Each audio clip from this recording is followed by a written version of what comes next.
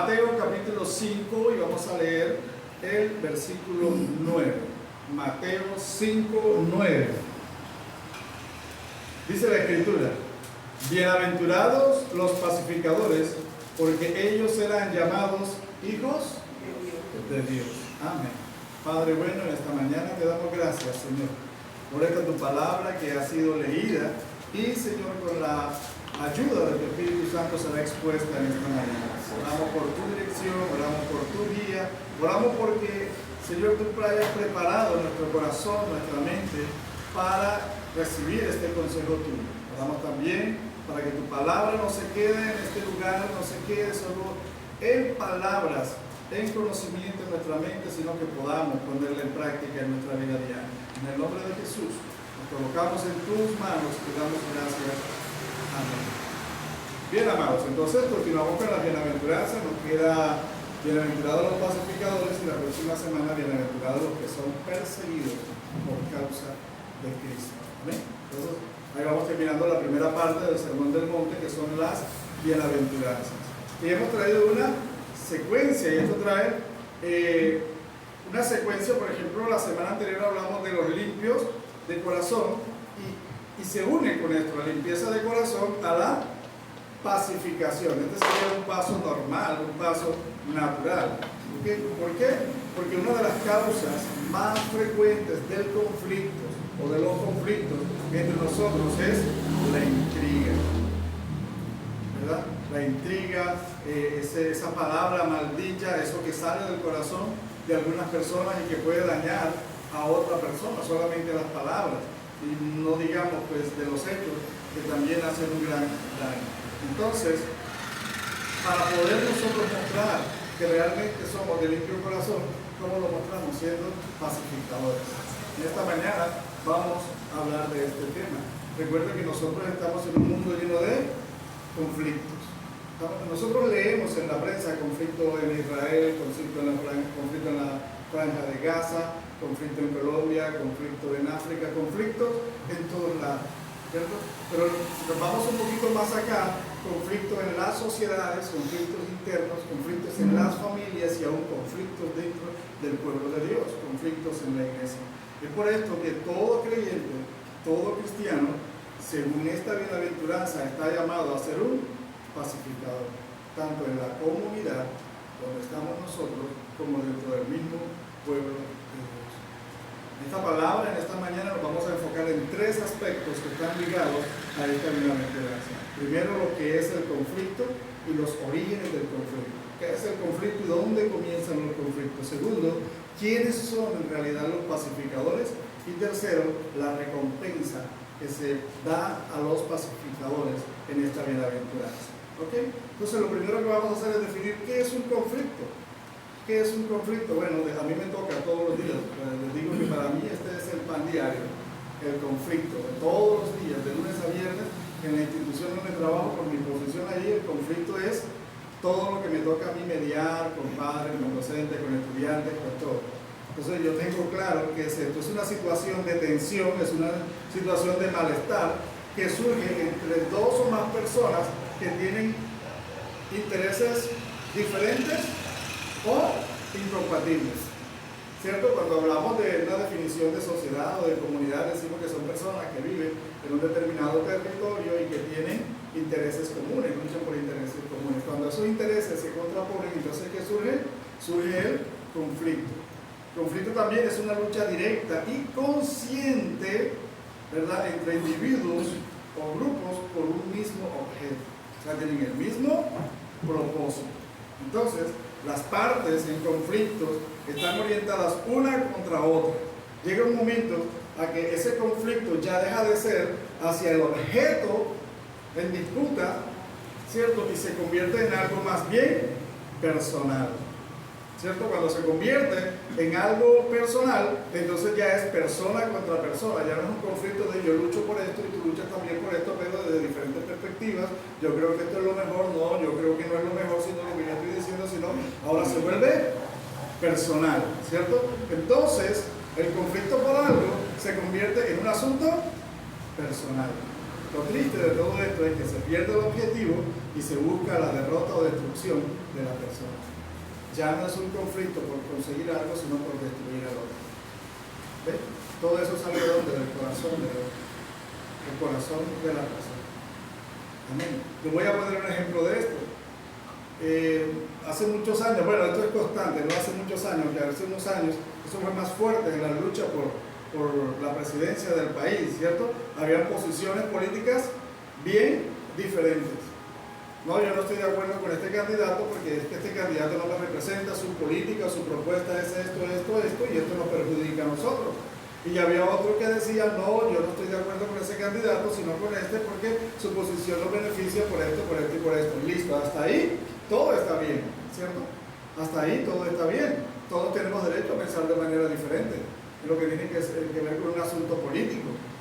Yo pienso ya que me gustaría que tal persona estuviera al frente de los destinos del país porque tiene estas características. Por las razones que usted quiera, usted coge a alguien. Pero ¿sabe cuál es el problema? El problema es cuando esto ya se vuelve personal. Y aquí es donde inicia el verdadero conflicto. ¿Sabe cuál es?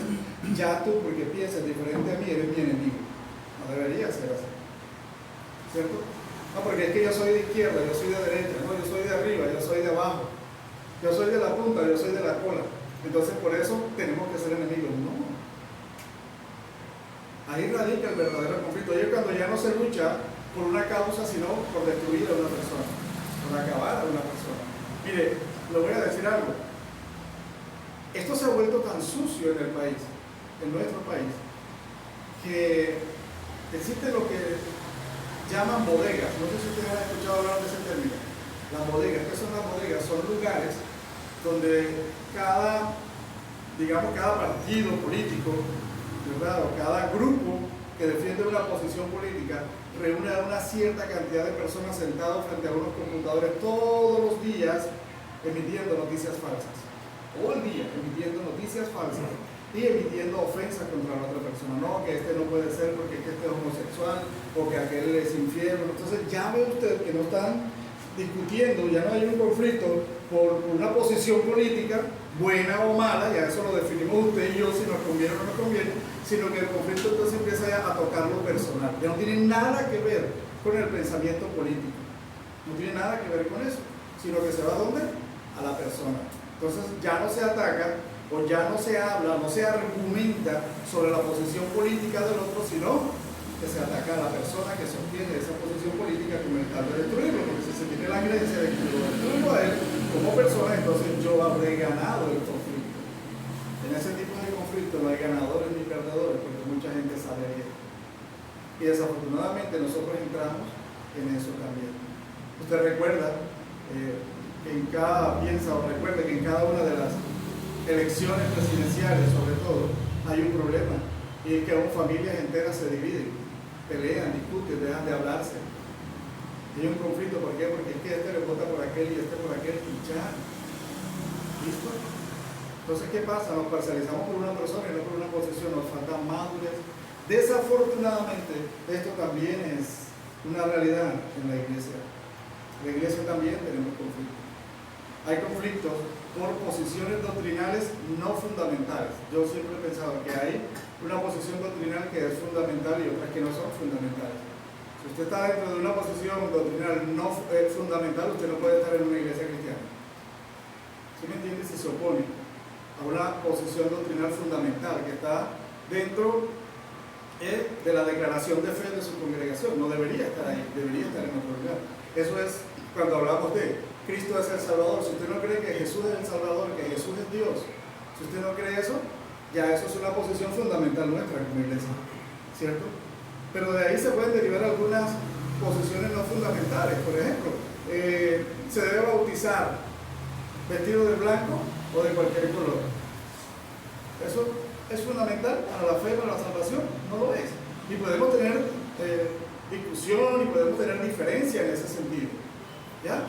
La cena del Señor se debe tomar todos los domingos o cada mes, el primer domingo de cada mes. Son cosas que no son fundamentales. ¿Sí me entiende lo que quiero decirle? Pero ya en otros asuntos no. Entonces dentro de la iglesia a veces un conflicto por algo que no es fundamental se vuelve en una enemistad entre hermanos. Ahí llega el conflicto. Entonces ya no estamos tratando de defender nuestra posición, sino que estamos atacando a un hermano de nuestra iglesia, al propio hermano en la fe. Entonces, para eso debemos tener mucha madurez y ver por qué discuto, por qué no estoy de acuerdo con esto o con aquello, ¿cierto? O qué pasa, que lo que yo siento en mi corazón por ese hermano con el que no estoy de acuerdo. ¿Okay? Pues eso es un conflicto y en eso se convierten los conflictos. Pero la palabra de Dios también nos dice a nosotros cuál es el origen de los conflictos.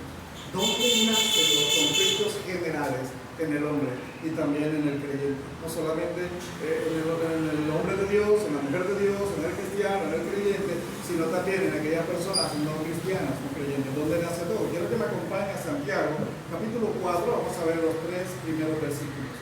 Santiago, capítulo 4, versículos 1 al 3. Dice la Escritura: ¿de dónde vienen las guerras y los conflictos entre vosotros? ¿No vienen de vuestras pasiones que combaten en vuestros miembros? Codiciáis y no tenéis, por eso cometéis homicidios. Sois envidiosos y no podéis obtener, por eso combatís y hacéis guerra.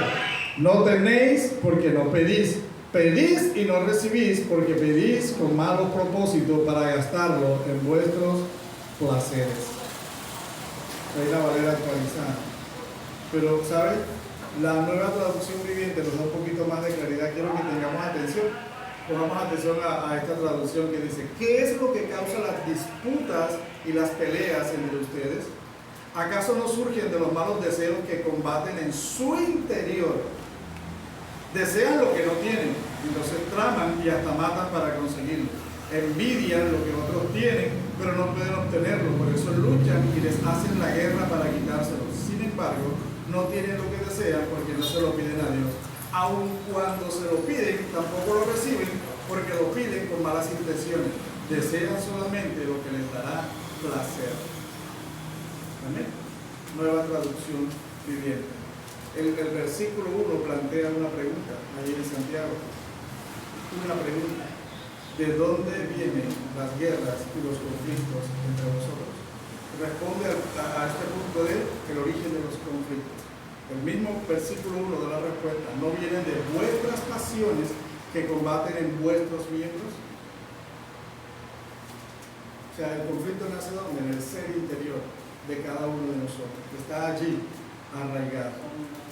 Debemos tener claro, primero, qué son las pasiones, esas que combaten dentro de nosotros, ¿verdad? Son aquellas inclinaciones, inclinados a eso, son esos deseos que se sienten de una manera intensa, fuerte, de una manera fuerte, que muchas veces nos llevan a tomar decisiones impulsivas. Eso es lo más delicado, ¿verdad? Cuando iniciamos un conflicto, que la mayoría de las veces es un impulso. No pensamos, no reflexionamos, no medimos las consecuencias de lo que voy a decir, de lo que voy a hacer, sino que simplemente nos lanzamos. Hay un impulso, las emociones están totalmente descontroladas en ese momento. Pero muchas veces, dejar que las emociones tomen posesión de nuestros pensamientos, de nuestras palabras, muchas veces nos van a llevar a tomar decisiones compulsivas y un resultado compulsivo. Y esto nos daña a nosotros y daña a las personas alrededor de nosotros. Amén, hermano. Las pasiones desordenadas pueden llevar a conflicto y a sentimientos de resentimiento, de venganza, de competitividad insana. Hay una manera de competir que es sana, ¿cierto? Yo quiero mejorar porque quiero hacer un mejor aporte. O yo quiero mejorar porque quiero demostrarle a los demás de que yo soy mejor. Uno es para la gloria de Dios, otro es para la gloria nuestra. ¿Okay? Ahora bien, ¿qué dice Santiago allí? Está diciendo que estas pasiones combaten, ¿dónde? En nuestros miembros. Ojo, esto quiere decir, uno, que son parte de nuestra naturaleza humana, de la naturaleza caída del hombre, son parte de, están combatiendo allí dentro de nosotros. Y obviamente estas se van a manifestar en nuestra conducta, en nuestro comportamiento, en nuestra relación con las demás personas. Entonces hay que tener mucho cuidado con esto. Como creyentes Recuerde que nosotros debemos dejar que el Espíritu Santo nos deje plantar su fruto. Nos deje plantar su fruto en nosotros. Que nos va a ayudar a tener una relación con nosotros mismos, con Dios y con el prójimo. Relacionarnos de la manera correcta. ¿Ok? Nosotros tenemos que reflexionar sobre las pasiones que nos mueven. Tenemos que reflexionar cómo estas afectan nuestras relaciones con los demás. Esas pasiones, esos impulsos que están dentro de nosotros. Ese hablar sin pensar. ¿Cierto? ¿Se acuerdan cuando decimos aquel ejercicio de todo lo que yo diga, usted dice lo contrario? ¿Se acuerdan? Cuando hicimos, yo decía sí, y decían no. Yo decía arriba, ese ejercicio lo he hecho con mis estudiantes también. Y el que estaba allá decía abajo, hasta el momento en que yo dije su madre, y salió lo que estaba dentro, la suya. ¿Cierto? Cuando era su padre, la respuesta era su padre. ¿Sí me entienden? Los padres de familia, el día que hicimos el día de la familia, eso se rodeaban de la risa. Mi jefa se tuvo que ir por allá porque no aguantaba la risa cuando vio eso, ¿verdad? Porque es la respuesta de pronto natural, porque es lo que más escuchamos, lo que está en el ambiente y lo vamos asumiendo nosotros. Si hablamos sin pensar, respondemos muchas veces sin pensar. Como cuando yo digo, los que están dormidos digan amén, y hay un montón de gente que dice amén, ¿cierto? Aunque aquí ya hemos aprendido a no decirlo. ¿Por qué? Porque solamente escuchamos y de una ya respondemos. Con eso debemos tener mucho cuidado y hacernos algunas preguntas. ¿Somos capaces de controlar nuestras emociones cuando estamos en medio de un conflicto? Esto es fuerte y no es fácil controlar las emociones y no podemos hacerlo nosotros solos. Pero si Cristo está en nosotros y con nosotros, será más fácil hacerlo. Y recordamos eso a cada momento. Estamos dispuestos a escuchar y entender el punto de vista de los demás y no dejarnos llevar por nuestras propias ideas y prejuicios. Estoy dispuesto a estar atento porque es posible que yo esté equivocado. ¿Sí me entienden? Es posible que yo esté equivocado, pero si me tomo la libertad de escuchar al otro, de evaluar lo que me está diciendo, quizá pueda ayudarme, porque de pronto me está sacando a mí de un error. Amén, hermano. Es por esto, por estas razones, que para llegar a ser un pacificador, primero el hombre necesita estar en paz consigo mismo. Es necesario. Tú y yo no podemos ser pacificadores si no estamos en paz con nosotros mismos. Amén. Nosotros debemos hacernos algunas preguntitas ahí, pero para estas también tenemos que encontrar una respuesta llena de mucha honestidad. Tenemos que ser muy honestos. ¿Okay? Yo debería preguntarme, ¿por qué hago comentarios hirientes contra algunas personas? ¿Por qué ofendo con mis palabras a algunas personas? ¿Por qué lo hago? Me puede decir, porque ella también me ofendió, también me dijo de mí, pero la pregunta en esta mañana sería, ¿y así responde un cristiano? Aunque te hayan herido, aunque te hayan ofendido, ¿está dando la respuesta correcta como cristiano? Amén. Una segunda pregunta que podría hacerme es, ¿qué es lo que provoca mi resentimiento? ¿Qué es lo que provoca ese sentimiento hacia esa otra persona? ¿Qué es lo que realmente lo está provocando? Mira, porque a veces cuando respondemos sin pensar, ni siquiera sabemos por qué respondemos así. Pero yo tengo que ser honesto y preguntarme, oye, ¿qué provoca este sentimiento dentro de mí? ¿Qué lo está provocando realmente? Vamos a descubrir muchas cosas. Y no se lo estoy diciendo, mi amado hermano, porque por ahí lo vi, lo leí, sí. Pero ¿sabe por qué lo estoy diciendo? Porque hice el ejercicio. Y no se imagina usted la paz que trae encontrar las causas de nuestro resentimiento, las causas de nuestras palabras hirientes. Simplemente las decimos, pero no miramos hacia adentro. ¿Por qué yo dije esto? ¿O por qué tengo que decirlo? ¿Sí me entienden? Y encontramos algunas cositas allí dentro de nuestro corazón. ¿Por qué sigo albergando resentimiento en lugar de perdonar? ¿Por qué he robado? ¿Por qué me he tomado la libertad de no perdonar? ¿Será que siento envidia o celos hacia esa persona? Es difícil hacerse esas preguntas. Es más difícil responderla porque nosotros tenemos algo que es la protección del yo. debemos proteger nuestro yo y no encontrar ningún defecto, y normalmente nuestro defecto atribuirlo a una acción de otras personas. Pero Dios nos llama a nosotros a mirar hacia adentro. Amén. Ahora bien, para poder responder a estas preguntas con sinceridad, tenemos que hacernos otras preguntas que tienen que ver con lo que hemos aprendido hasta el día de hoy. Debemos medirnos a través de preguntas con las cualidades del carácter expresadas en las bienaventuranzas que hemos estudiado. Tenemos que medirnos con eso. Tenemos que preguntarnos, ¿de verdad yo soy pobre en espíritu? ¿Reconozco mi bancarrota espiritual? ¿Reconozco que Dios es más sabio y que no hay nada que yo pueda hacer para ganar la misericordia, para ganarme la benevolencia de Dios? No puedo hacer nada. Todo lo recibo por su misericordia. Tengo que preguntarme, yo lloro por mi pecado antes de señalar el pecado de otro. Estoy dolido con lo que yo hago que ofende a Dios. Soy verdaderamente manso delante de Dios y de los demás. Practico la mansedumbre de acuerdo con lo que dice la Escritura. Tengo hambre y sed de justicia, pero no solo en mi conducta, sino también en el fondo de mi corazón. Tengo hambre y sed de justicia desde lo más interno, ¿verdad? De que la justicia de Dios sea la que gobierne en este mundo y comienza a partir de nosotros como creyentes, obrando con la justicia de Dios y no en base a nuestra justicia, ¿cierto? En base a nuestra justicia o con base en nuestra justicia, yo puedo decir, la AAA es injusta porque nos cobró un dinero, nos cobró algo que no gastamos aquí, que no gastamos en este local. Nos cobró un recibo, ¿verdad? Una factura. ¿Por qué? No, porque ellos les dio la gana de cobrar esa cantidad de dinero y nosotros no hemos gastado esos 16 metros cúbicos de agua, imposible gastarlo en este lugar, que solamente se abre una vez a la semana. Pero como la AAA es injusta, yo voy a aplicar mi propia justicia y ahora voy a poner un contrabando de agua. Ahora voy a poner un tubito que salga de ahí, que entre por aquí, va a ser el contador y puedo tener agua, porque esta es mi justicia, porque como ellos son injustos, yo lo voy a hacer tonto y entonces también se la voy a hacer a ellos. Esa es mi justicia, ¿cierto? Pero no es la justicia de Dios. ¿Sí me entiendes? Si tengo hambre y sed de justicia, tiene que ser de la justicia divina, de la justicia bíblica, de la justicia que está en la palabra de Dios, no de mi propia justicia.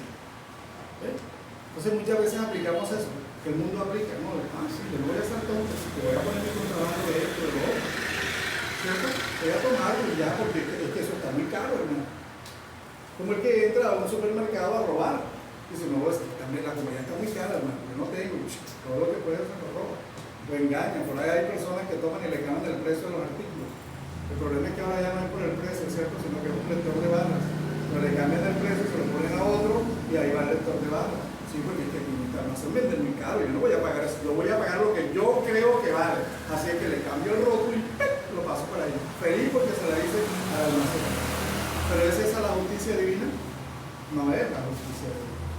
Amén, hermano, no es mansedumbre de parte de Dios, no está reflejado esto allí en estas cosas. Amén. Entonces, definitivamente, para llegar a ser pacificadores, primero necesitamos estar en paz con nosotros mismos. Urgentemente, necesitamos estar en paz con nosotros, a partir de estas cosas que hemos aprendido.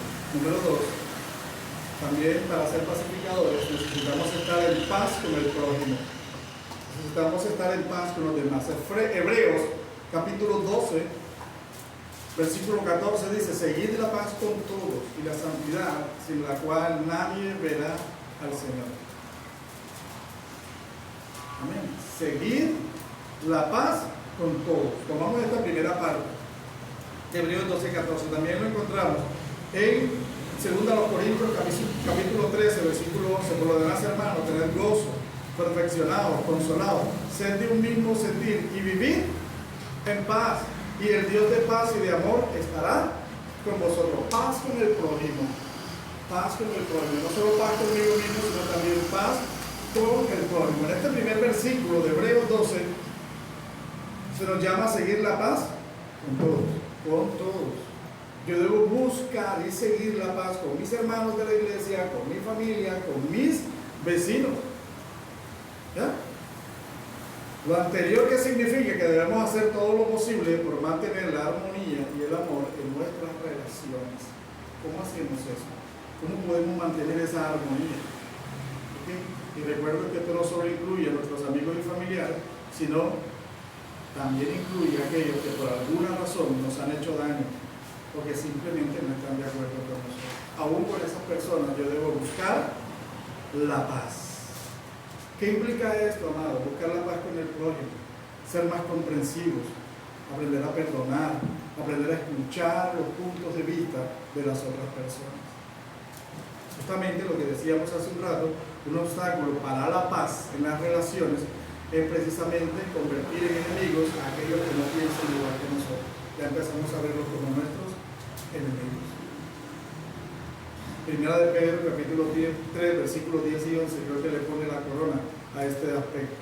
Dice, porque el que quiere amar la vida y ver días buenos, refrene su lengua del mal y sus labios no hablen engaño. Apártese del mal y haga el bien. Busque la paz y sígala. Escribe el apóstol Pedro. Primera de Pedro, capítulo 3, versículos 10 y 11. Pero ¿sabe? Ser pacificador, para ser pacificador no es suficiente estar en paz con nosotros mismos. No es suficiente estar en paz con el prójimo, sino que es primero, más importante, estar en paz con Dios. Estar en paz con Dios. Sin estar en paz con Dios no podemos jamás estar en paz con el prójimo ni con nosotros mismos.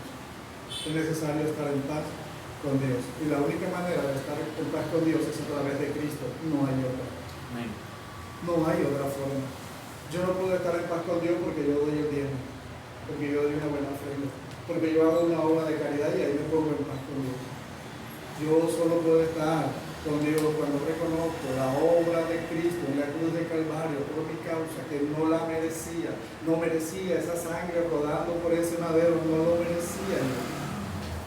Sin embargo, por amor y misericordia, el Señor entrega su vida allá. ¿Para qué? Para que haya paz entre Dios y nosotros. Segundo los Corintios 5, 17 al 19 dice, de modo que si alguno está en Cristo, nueva criatura es. Las cosas viejas pasaron, y aquí todas son hechas nuevas. Y todo esto proviene de Dios, que nos reconcilió consigo mismo por Cristo y nos dio el ministerio de la reconciliación. Versículo 19. Que Dios estaba en Cristo reconciliando consigo al mundo, no tomándoles en cuenta a los hombres sus pecados, y nos encargó a nosotros la palabra de la reconciliación. Tenemos paz con Dios porque Cristo nos reconcilió en la cruz. ¿Saben? Yo siempre cuando leo este versículo yo veo una imagen. Veo la imagen de Cristo crucificado. Siempre viene a mi mente. Veo la imagen de Cristo crucificado. Una de sus manos ahí en la cruz está tomando la mano del Padre. Con la otra mano está extendida hacia la humanidad, reconciliando a Dios con el hombre solo en Cristo. Toma la mano de la humanidad y hace la paz entre Dios y los hombres. Por eso es imposible estar en paz con Dios si no es a través de Cristo. Amén, hermanos. Romanos capítulo 12, versículos 14 al 21 nos dan a nosotros las características de un pacificador. Quiero que vaya conmigo ahí a la escritura. Romanos capítulo 12, versículos 14 al 21. Dice la escritura: bendecid a los que los persiguen, bendecid y no maldigáis, gozaos con los que se gozan, llorad con los que lloran, unánimes entre vosotros, no altivos, sino asociándonos con los humildes. No seáis sabios en vuestra propia opinión, no paguéis a nadie mal por mal, procurad lo bueno delante de todos los hombres. Si es posible, en cuanto dependa de vosotros, estad en paz con todos los hombres. No os venguéis vosotros mismos, amados míos, sino dejad lugar a la ira de Dios, porque escrito está: mía es la venganza, yo pagaré, dice el Señor. Así que si tu enemigo tuviere hambre, dale de comer; si tuviere sed, dale de beber, pues haciendo esto, ascuas de fuego amontonarás sobre su cabeza. No seas vencido de lo malo, sino vence con el bien el mal. O sea, aquí encontramos una característica. La primera de ellas es bendecir siempre. Bendecir a los que os persiguen. Bendecir y no maldigáis. Bendecir siempre. ¿Sabe? Una de las cosas, teniendo presente siempre que mi día a día es un conflicto, voy a encontrar muchos conflictos. Una de las cosas que le pido al Señor es que toda palabra que salga de mi boca sea de bendición para las personas que encuentran en conflicto. Que esa palabra pueda ayudar a que haya reconciliación. Aún con las personas que pueden llegar a tratarme mal, aún con los papás que se enojan y que echan la culpa al coordinador y a los docentes por las cosas que suceden o por los malos comportamientos de sus hijos. Siempre le pido a Dios que mi palabra sea de bendición todo el día, que pueda bendecir a las personas con mis palabras. Amén, hermano. Bendecir siempre. Un pacificador es una persona que siempre tiene una palabra de bendición para los demás. Así sean sus propios enemigos. Dice, bendecid, no maldigáis. Bendiga y no maldiga, dice el Señor. Cuando vayamos a proferir una maldición, que no siempre es decir, maldita sea esto, o que no venga. Maldecir es decir mal de una persona. Decir mal, desear que le vaya mal o hablar mal de esa persona. Es maldecir también. O sea, antes de expresar esto, pensar un poquito. Esto es una palabra de bendición, este es un pensamiento de bendición. Número 2, tener empatía. Un pacificador debe ser empático. Dice, gozaos con los que se gozan, llorad con los que lloran. Adaptarnos a eso. Si mi hermano tiene un triunfo, si mi hermano alcanzó el éxito, me gozo con eso. Me gozo con él, me alegro con él. ¿Cierto? Pero si hay personas que están llorando, yo voy a llorar con esa persona. Yo voy a tomar también esa carga para mí. Yo voy a orar para que Dios le fortalezca en los momentos de dificultad, en ese momento, por esa situación que está atravesando. Amén, hermano. Eso es tener empatía. Un pacificador es empático. Un pacificador tiene la capacidad de colocarse en los zapatos de la otra persona. Eso es ser empático, porque reacciona así, porque habla así, porque dijo lo que dijo. Antes de proferir un juicio, ¿por qué pensó y actuó de esa manera? Tengo que ir más allá de lo que estoy viendo y lo que estoy escuchando. Tengo que ir al meollo, a las verdaderas razones de las actitudes del prójimo, el por qué habla y reacciona de esa manera. Número 3, mantener la unidad sin importar la condición del otro. Sigue diciendo el texto ahí en Romanos, unánimes entre vosotros, no altivos, sino asociándoos con los humildes. Dejemos la piña, como dicen mis estudiantes, dejemos la roca. Yo me junto nada más con fulano y fulano porque es que estos están a mi nivel, ¿cierto? Estos son como yo, estos son personas, bueno, con el otro me relaciono cuando, bueno, por misericordia le voy a dar algo porque está en una condición muy miserable. No. Unánimes entre vosotros, no altivos, sino asociándonos con los humildes. Y no estoy hablando humilde de una pobreza física, sino en aquella persona que de pronto no demuestra mucho y que sus actitudes son de total y absoluta humildad.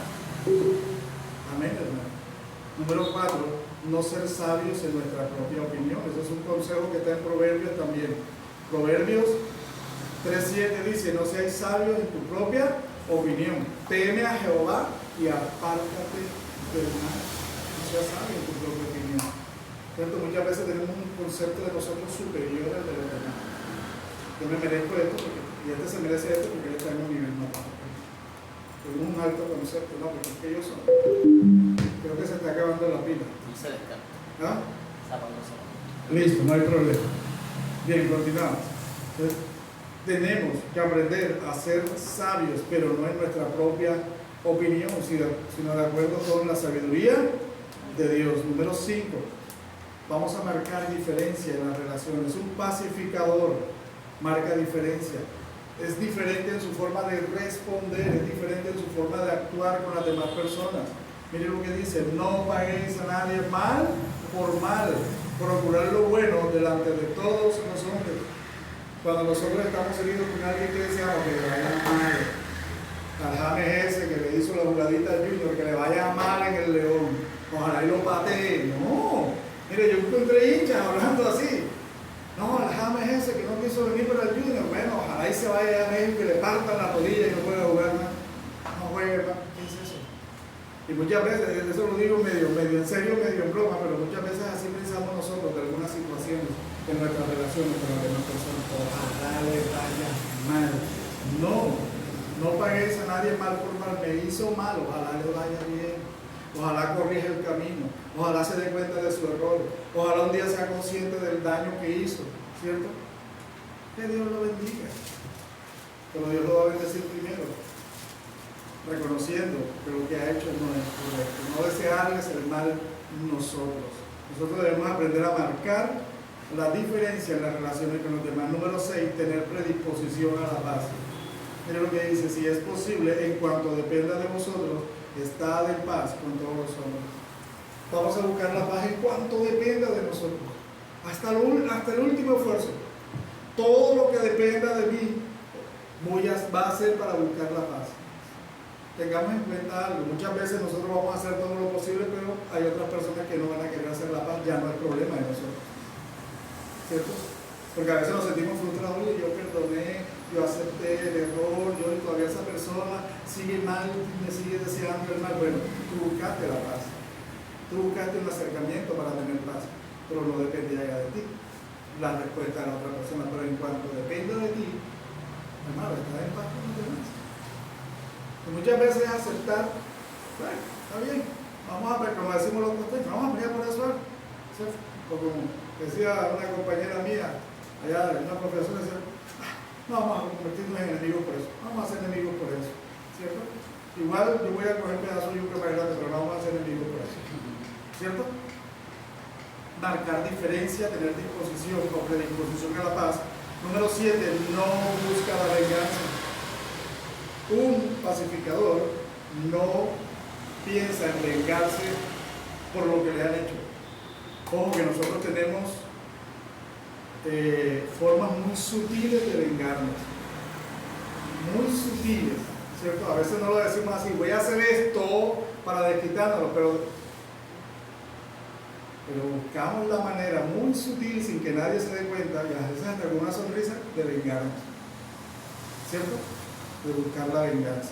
No os venguéis vosotros mismos, amados míos, sino dejad lugar a la ira de Dios, porque escrito está: mía es la venganza, yo pagaré, dice el Señor. Así que si tu enemigo tuviere hambre, dale de comer; si tuviere sed, dale de beber, pues haciendo esto, ascuas de fuego amontonarás sobre su cabeza. La Nueva Versión Internacional dice: porque haciendo esto, harás que le arda la cara de vergüenza. Es una traducción más moderna, ¿cierto? Más contemporánea. Entonces, un pacificador nunca busca la confianza, deja lugar a Dios. Y tiene que ver con la justicia, justamente. Tiene que ver con el hambre y sed de justicia. No voy a tomar venganza por mis manos, sino que sea la justicia de Dios dirimiendo en este conflicto. Yo voy a estar en paz, yo voy a buscar la reconciliación, pero que sea el Dios justo ejecutando su justicia entre nosotros. Ni siquiera voy a decir en la vida de esa persona, sino que Dios ejecute su justicia entre nosotros. Amén. Y esto cierra el ser pacificador, definitivamente. Después que hacemos estas cosas, vence el mal haciendo el bien. Mire que el texto termina diciendo: no sea vencido de lo malo, sino vence con el bien el mal. ¿Sabe? Ese es el antídoto. El antídoto contra el mal, que la naturaleza pecaminosa tiene tendencia, que el enemigo y el mundo vienen a sembrar en nuestros corazones. ¿Sabe cómo se vence? Haciendo el bien, pero el bien a la manera de Dios. Viviendo las obras que Él tenía preparado para nosotros desde antes de la fundación del mundo, no en las obras humanas, no haciendo el bien desde la perspectiva humana, sino haciendo el bien desde la perspectiva de Dios. Ese es un pacificador. Ese es un pacificador. Y un pacificador, dice la palabra de Dios, que tiene una promesa: bienaventurados los pacificadores, porque ellos serán llamados hijos de Dios. Esa última frase allí del versículo significa que hay una relación especial con Dios. Una relación que está marcada por la intimidad y la identidad. ¿Cómo así, pastor? ¿Cómo así que por la identidad? Entendemos que hablamos de una relación íntima con Dios, ¿cierto? Que es lo normal que usted y yo deberíamos tener como creyentes, como cristianos. Un pacificador tiene una relación íntima con Dios, pero también tiene una relación de identidad con Dios. ¿Qué significa esto?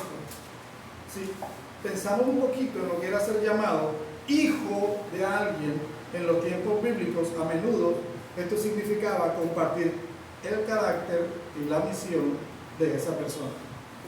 Acuérdense de Bartimeo, hijo de Timeo, ¿cierto? Bart es hijo. Bartimeo, hijo de Timeo. Bart Simpson, hijo de Simpson. Usted ve que Bart Simpson se coloca una camiseta roja como la que usa el papá. Hay una relación de identidad, ¿cierto? Ahora, entre Dios y yo debe haber una relación de identidad.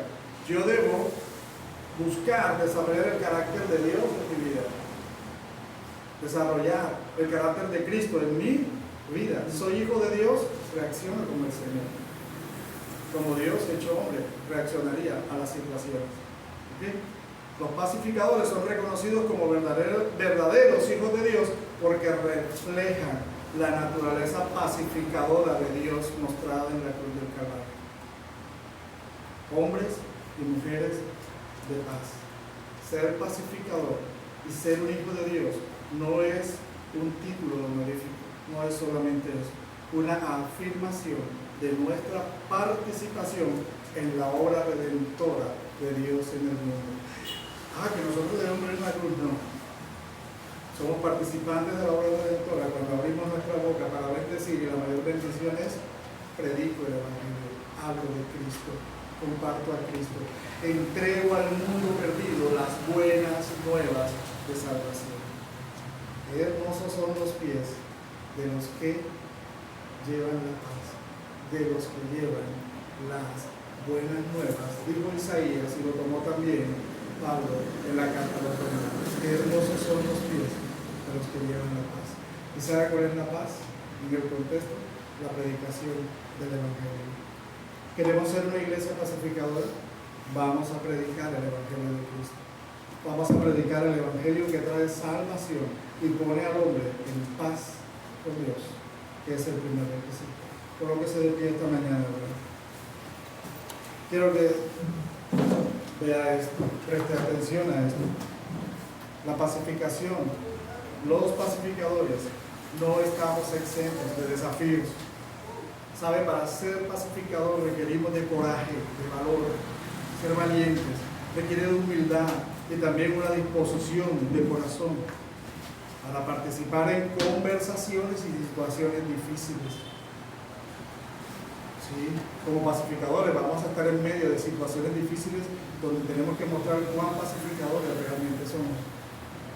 Situaciones complicadas, muchas veces nos va a tocar entender. Un niño, yo puedo ir a otra de las sedes del colegio y resolver una situación donde un niño, en medio de su desorden, tropezó el computador de la profesora de turno. Fue al piso y ya se imagina lo demás. Obviamente la profe montó en ira, llamaron al acudiente, pero citaron al acudiente hasta que yo llegara, y eso es en otro municipio del departamento, y me tocó ir movilizarme de la sede principal hasta allá, de Sabana Grande, y sentarme con la docente, con los chicos y con la madre de familia. Cuando contamos la historia, la primera frase que sale de la boca de la mamá es: yo no voy a pagar nada. Yo no tengo plata. Ahí hay un conflicto. Un computador partido y una mamá que dice: yo no voy a pagar eso, aunque el hijo lo haya dañado. ¿Cómo actuamos ahí como pacificadores? Situaciones complicadas que se le van a presentar en su trabajo, en su negocio, en su lugar de estudio, en su casa, con su comunidad. ¿Cómo reaccionamos a eso? Se requiere valor, se requiere disposición para esto. Estar dispuesto a participar en situaciones y conversaciones difíciles y muchas veces dolorosas también. Amén. A menudo esto implica entrar en medio del conflicto, estar allí, ¿cierto? Y de pronto ser receptores de incomprensión, de hostilidad de parte de las otras personas para poder lograr una reconciliación. Ahora bien, tenga en cuenta esto. La pacificación no se trata de comprometer la verdad o la justicia o la armonía. La pacificación debe buscarse en medio de la verdad y la justicia, no provocando estas a un lado. Yo no puedo dejar de ser verdadero, de decir la verdad, y no puedo dejar de ser justo en la justicia de Dios para lograr la paz. Eso no es negociable. Eso no es negociable. Jesús, quien fue el máximo pacificador que ha pisado la tierra, no se apartó de confrontar el pecado y la injusticia. No se apartó de esto. Cuando tuvo que confrontar a los líderes religiosos, los confrontó por sus errores. Amén. ¿Saben? La verdadera paz justamente se funda en la verdad y la justicia. Para que haya paz debe haber verdad y debe haber justicia. Santiago capítulo 8, con esto termino, capítulo 3, versículos 17 y 18, dice: pero la sabiduría que es de lo alto es primeramente pura, después pacífica, amable, benigna, llena de misericordia y de buenos frutos, sin incertidumbre ni hipocresía. Y el fruto de justicia se siembra en paz para aquellos que hacen la paz. Por lo tanto, los creyentes, como pacificadores, debemos equilibrar la búsqueda de la paz con un compromiso con la verdad y la justicia a todo nivel: personal, familiar, comunitario, social y de todo tipo. Amén, hermanos. Que Dios nos ayude a ser pacificadores, a ser portadores de la paz. Porque el Señor, cuando desde el cielo nos ve a nosotros, diga: bienaventurado pacificador. ¿Cierto? Cuán hermosos son sus pies, están llevando la paz a los demás a través del Evangelio. Señor, te damos gracias en esta mañana. Gracias porque nos das el privilegio de ser pacificadores, Dios, de experimentar, Señor, tu paz, la verdadera paz, la que solo tú puedes dar y la que tú prometiste en tu palabra. Mi paz os dejo, mi paz os doy. Recibimos esa paz tuya, Señor, para poder ser pacificadores. Gracias porque también somos pacificadores por causa de Cristo, no por nuestras obras, sino por causa del Señor crucificado, que nos colocó en paz contigo, Dios. Gracias por esto. Padre, permite que Monte Calvario sea una iglesia pacificadora, que nosotros podamos traer paz a esta comunidad, paz a nuestras vidas, paz a nuestras familias, paz a nuestros amigos, Señor. Te pedimos en el nombre de Jesús. Ayúdanos, Señor, a ser personas que siempre bendecimos y no maldecimos, que tenemos una palabra y acciones de bendición hacia los demás, y que buscamos la paz en medio de la justicia y la verdad. Gracias te damos, Señor, en Cristo Jesús. Amén y amén. Damos gloria